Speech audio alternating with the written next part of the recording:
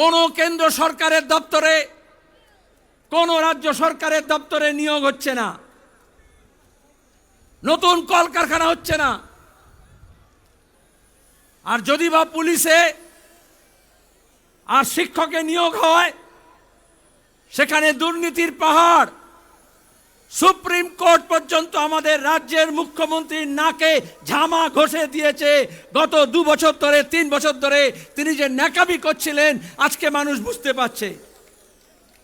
26,000 জনের চাকরি গিয়েছে।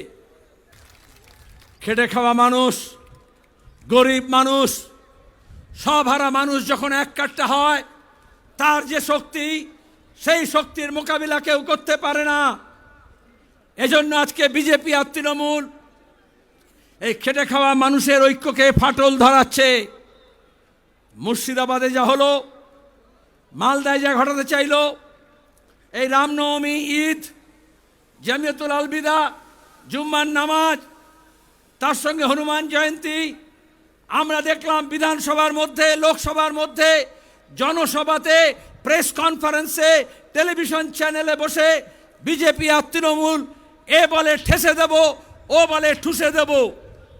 বিজেপি টিএমসিকে ঠুসে দিচ্ছে না, টিএমসি বিজেপিকে ঠুসে দিচ্ছে না। মেহনতি মানুষের ঐক্যকে ভাঙার জন্য চেষ্টা করছে। একটা হিন্দি সিনেমায় একটা ডায়লগ ছিল, নায়ক বলছে হাম তুমকো পানি মে ডুবো কে মার দেंगे, ভিলেন বলছে হাম তুমকো পানি পিলা পিলা কে মার দেंगे। আর লোকেশনে হাততালি দেয়, কিন্তু আসলে ওই দুজনের ডায়লগ একজনই লিখে দেয়। ওইভাবে বিজেপি আর তৃণমূলের যে নেতারা একে অপরকে বিরুদ্ধে প্রতিদিন গালাগাল দিচ্ছে, প্রতিদিন নাটক করছে, আসলে ওদের স্ক্রিপ্টটা একজনই লিখে দিয়েছে। তার নাম হচ্ছে আরএসএস এর মোহন ভাগবত। সুপ্রিম কোর্ট বলছে, দেশের আইন বলছে, প্রতিদিন মোদী সরকারকে চপেটাঘাত করছে।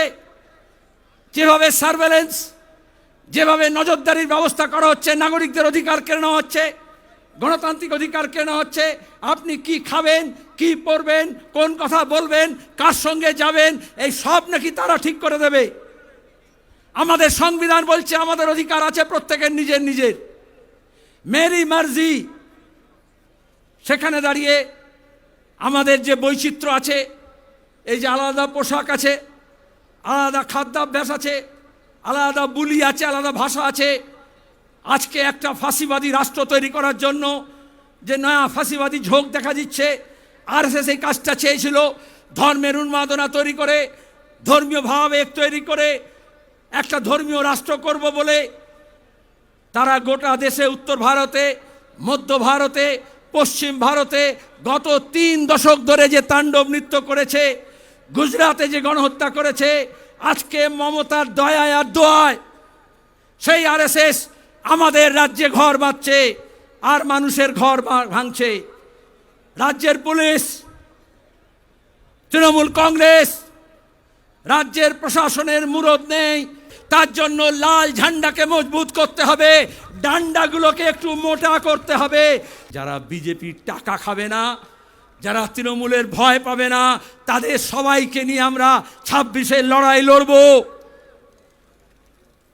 বন্যা টুডুর কাছে শুনেছেন আপনারা, লড়াইয়ের ময়দান থেকে উঠে এসছে।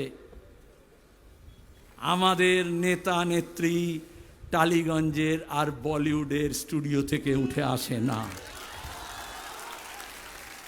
জমির লড়াই, যাদের পাট্টা ছিল পাট্টা কেড়ে নিয়েছে, তাদের লড়াই করে নাকে হ্যাঁ করে নাক খত দিয়ে এই প্রশাসনের জমির লড়াইতে নিজের ভূমিতে কৃষকরা তার নিজের অধিকার প্রতিষ্ঠা করেছে, তার প্রতিনিধিত্ব করতে এসছে। সে কি বলেছে ক্রিকেটের ভাষায়? আমি খুব বেশি ক্রিকেটের ব্যবহার করি না। বলেছে উইকেট ফেলে দেবো 26-এ। আর আপনার শুধু বললে হবে, যারা পেছনে আছে, কি উইকেট ফেলবেন তো? তার জন্য আমি একটু ফুটবল বেশি ভালোবাসি।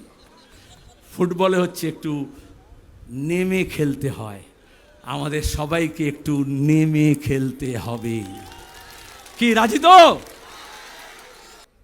জমির লড়াই হয়েছে, সেচের জলের জন্য লড়াই হয়েছে, মজুরির জন্য লড়াই হয়েছে, নতুন কলকারখানা তৈরির লড়াই হয়েছে, বন্ধ কারখানা খোলার লড়াই হয়েছে। সেই লড়াই আমরা সবাই এক কাট্টা ছিলাম। আমরা লড়াই চাই, আমরা লড়াইকে ভয় পাই না।